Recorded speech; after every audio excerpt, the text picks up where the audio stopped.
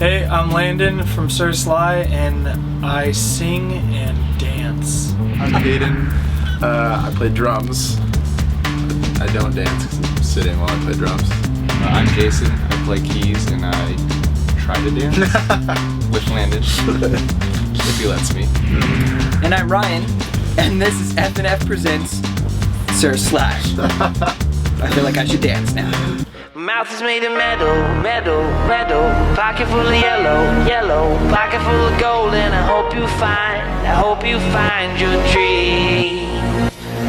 All right, welcome back to F&F Presents. As the interview's going along, be sure to check out the questions at the bottom of the screen. Answer all three in the comments below, and you could win a signed set list. And we are here with the gentleman of Sir Sly. Welcome.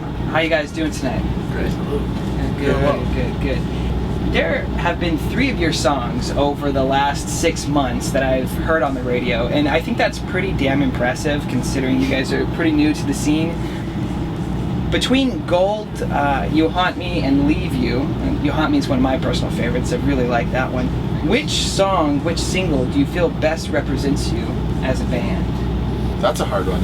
It's always, maybe this is a cop-out answer. It's hard to feel like a single ever like fully represents you as a band. That's like always a hard one. It's not to say that I'm not appreciative of singles and really grateful that they exist in a really easy way for people to grab onto it. But it's hard to feel like a single ever represents you as a band. I have a roundabout answer, but I'd say You Haunt Me. But we named the album You Haunt Me, so it's the easiest way to segue, I think, back into the album.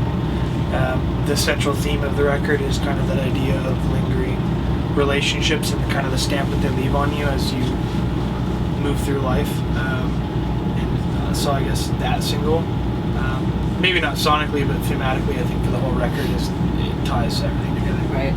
So from a writing perspective, how much do you try to base on, fact, and how much of it is sort of fiction? I think almost the whole record is autobiographical in some sense. I think there's one song that's not. Found You Out is like a story about a friend getting cheated on, but it was all filtered through the lens of like me growing up with drug addiction in my family, right. And like that same sense of betrayal. I guess so. Everything, even if I'm like looking at somebody else's story and relaying it back, I think it always gets filtered through whatever emotional tool belt I'm capable of writing with, and I think the same goes with Hayden and the lyrics that he brings as well.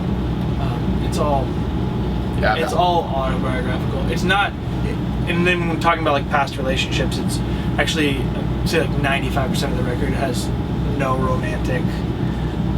There's no romantic overtones at all. Like they're not about romantic relationships at all. Jason, how would you describe the creative process?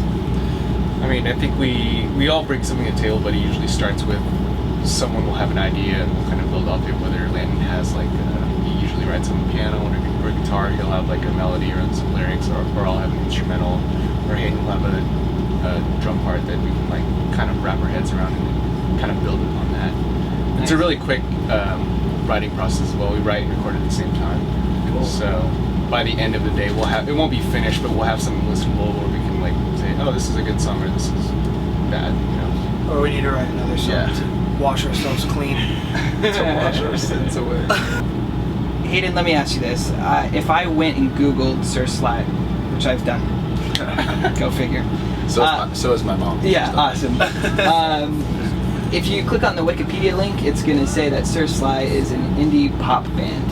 And that's fine. I feel like people don't really, it's pretty rare for an artist to be really firmly identified with a genre. Like there's just a few people that are like that, where you hear like someone says rock music and you think of maybe 1 or 2 bands, or someone says dubstep and you think of a few specific people. Exactly. So that's a very rare thing. So other than that, I don't particularly mind or pay too much attention to a genre. Maybe, so indie pop is fine. Maybe that gives someone a gateway to get into us and says, I like that type of music. So you call it Sly-fi. People are like, what genre are you? We're like, Sly-fi. And they're like, what's that? I don't know. I don't mean anything.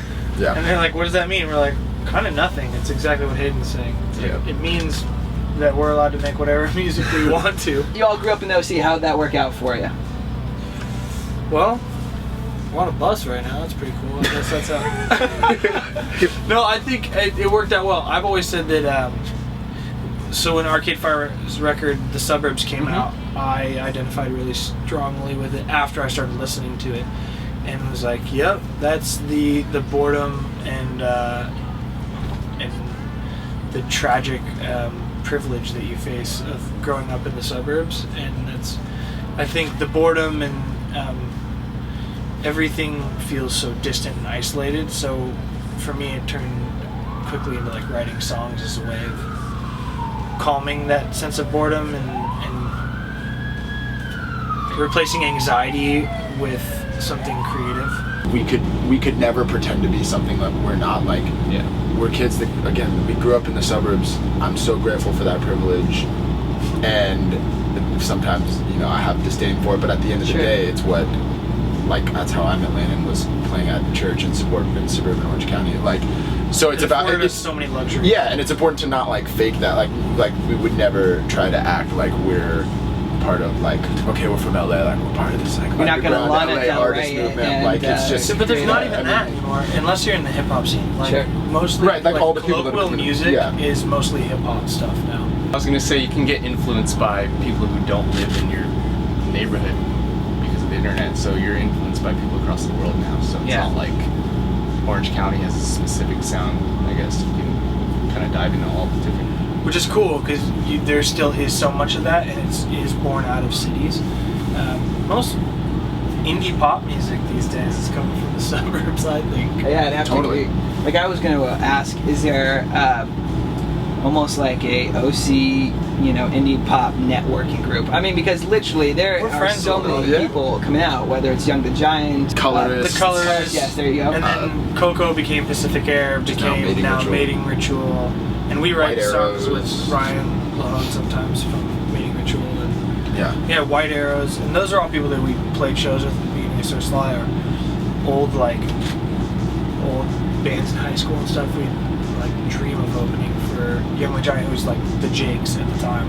Right. So I think everybody knows each other, at least. Like, you'd recognize each other on the street and be like, "Hey, what's up? How's it going?" Or like, we see each other at like a festival somewhere, and you know, like, "Wow, isn't it crazy that we're at a festival all here together doing our thing?" These Orange County kids. What's next for Sir Sly?